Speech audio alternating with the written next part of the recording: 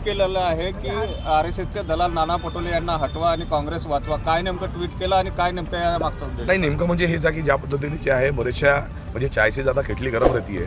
सन्माननीय नाना पटोलेजी, सॉरी सन्माननीय न म्हणता सन्माननीय RSSचे एजंट नाना पटोलेजी जे आहे त्यांच्या माध्यमातून जे आहे मला शोकॉज नोटीस जो देण्यात आला, तर काही लोकांनी चाय से ज़्यादा खिटली गरमचे जे नेते राहतात त्या नेत्यांचं असं म्हणणं आहे की भैया तुम्ही मीडियाच्या समोर येऊन मुखर नव्हतं व्हायला पाहिजे.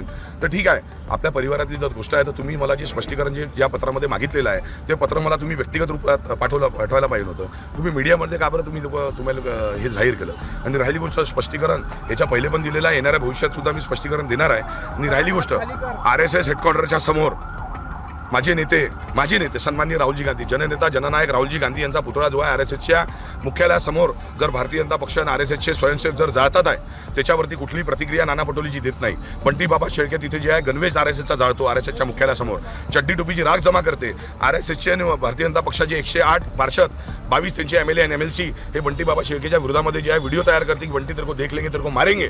तेव्हा नाना पटोलेजी जे आहे त्यांच्या CPSLR नागपूर शहरातले हे लोक तेव्हा कुठे गेले होते? या लोकांनी एकतरी प्रतिक्रिया दिली का? पण मी माझ्या नेत्याच्या मानसन्मानासाठी RSSची चड्डी टोपी जाळली, त्याच्या चड्डी टोपीची राख नागपूर ते वाराणसी सांप्रदायिक सोच एवं बंटवारे की राजनीति करने वाले संघ से आजाद भारतचा नारा देत नागपूर ते मोदीजीच्या संसदीय क्षेत्रापर्यंत घेऊन गेलो. तिथे जाऊन महागंगेमध्ये विसर्जित केली. तेव्हा नाना पटोलेजी कुठे होते? नाना पटोलेजी जेव्हा निवडणूक लढत होते, सन्माननीय माझे नेते अविनाशजी पांडे, सन्माननीय माझे नेते मुकुलजी वासनिक, मी UPच्या 14 लोकसभेमध्ये होतो, जिथे प्रभार सिनियर काँग्रेसच्या 14 लोकसभा सीटचा प्रियंकाजी गांधी सांभाळत होत्या. तिथे मी युवक काँग्रेसच्या माध्यमातून 14 लोकसभेच्या सीट सांभाळत होतो. तिथे नाना पटोलेजींनी सन्माननीय आमच्या नेत्यांच्या माध्यमातून मला नागपुरात बोलून घेतलं. दिल्लीतले वैभव वाली आले होते, महाराष्ट्र अध्यक्ष सत्यजित तांबे आले होते, महाराष्ट्र प्रभारी प्रतिभा रघुवंशी यांच्या घरी आल्या होत्या काँक्रीट डेव्हलपर्स जिथे राहतात राटे कॉलनी चौकामध्ये, की म्हणे नहीं सर हम आपके लिए काम करने के लिए आहे. तेव्हा सन्माननीय नाना पटोलेजी, सॉरी RSSचे एजंट सन्माननीय नाना पटोलेजी यांच्या माध्यमातून बोलण्यात आलं होतं की नाही आपकी जरूरत नाही आहे, बंटी प्रसार और प्रचार कर रहा है अच्छे से.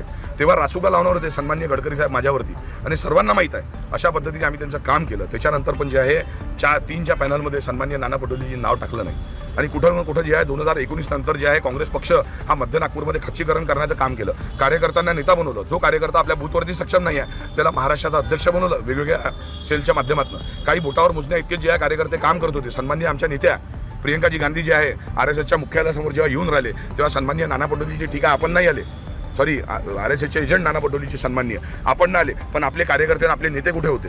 बोटावर मोजण्या इतके काय म्हणते कार्यकर्ते होते. सन्माननीय प्रियंकाजी गांधी जिथे येऊन राहिल्या, आमच्या नेत्या जिथे येऊन राहिल्या तिथे यांनी ताकद द्यायला पाहिजे नव्हती का? ज्या दिवशी निवडणुकीचा प्रकार जो झाला हा निवडणुकीचा प्रकार आपल्या सर्वांना माहीत आहे. आज बंटी बाबा शेळकेवरती 84 गुन्हे जर दाखल असेल आणि बंटी बाबा शेळकेला निवडणुकीच्या ऐन तोंडावरती जर गैरजमानती वॉरंट येत असेल तर नाना पटोलेजी आपला विभाग कुठे आहे? वकील सेल आपण विधी विभाग जो म्हणतो तो विभाग कुठे आहे? हा विभाग होता का? एकतर्फा जे आहे एकट्याच्या भरोशावरती सन्माननीय माझ्या लहान भावांच्या भरोशावरती जे आम्ही निवडणूक लढवली मध्य नागपुरातनं आणि निसट्टा आमचा हा पराभव झाला. मागच्या वर्षी आम्ही फक्त 4000 मतांनी निवडणूक हारलो होतो कारण की नाना पटोले आणि सन्माननीय नाना पटोले, सॉरी सन्माननीय न म्हणता सन्माननीय RSSचे एजंट नाना पटोले आणि त्यांचे CPSLR नागपूर शहरातले या लोकांच्या माध्यमातून जे आहे मध्य नागपूरचं संघटन या लोकांनी कमजोर केलं आणि या लोकांनी हात मिळवून केली होती RSSच्या नेत्यांसोबत. या लोकांनी हात मिळवून केली होती भारतीय जनता पक्षासोबत. अरे इंडिया सन हॉटेलमध्ये जे आहे भारतीय जनता पक्षाचे जे प्रत्याशी आहे सन्माननीय प्रवीणजी दटके, इरफान काजीला तिथे बोलवतात, इरफान काजीसमोर 20 लाख रुपये ठेवतात आणि इरफान काजीला जे आहे स्वतःच्या मोबाईलवरनं किंवा कोणी दुसऱ्याच्या व्यक्तीच्या मोबाईलवरनं सन्माननीय नाना पटोलेजीला फोन लावतात आणि नाना पटोलेजी जे CPSLR आहे नागपूर शहरातले त्यांना फोन लावतात की इरफान तुम्हारी तिकीट फायनल आहे, ये 20 लाख रुपये आप पकडो. पण तो इरफान काजी तो इमानदार आहे बिचारा, त्याला माहीत आहे की हे जे लोक आहे हे लोक गद्दार आणि हे लोक RSSचे एजंट आहे. तर इरफान सारखे बरेचसे लोक आहे, ते बरेचसे लोक येणाऱ्या 2 ते 3 दिवसामध्ये जे आपल्या समोर मी आणणार आहे ते कोणते लोक आणि कशा पद्धतीने यांना ऑफर करण्यात आली होती. आणि याच लोकांच्या माध्यमातून जे आहे काँग्रेस पक्षाचं संघटन जे आहे या लोकांनी भारतीय जनता पक्षाला आणि RSSवाल्यांना या लोकांनी बनवा व्हिडिओ, पाठवा व्हिडिओ, आम्ही तुमच्या न्याय हक्कासाठी लढा देऊ. ताज्या बातम्या व घडामोडींसाठी पाहत राहा फक्त महाराष्ट्र लाईव्ह न्यूज. आजच आमच्या चॅनलला सबस्क्राईब करा, शेअर करा, कमेंट करा आणि हो बेल आयकॉन दबायला विसरू नका. जय महाराष्ट्र.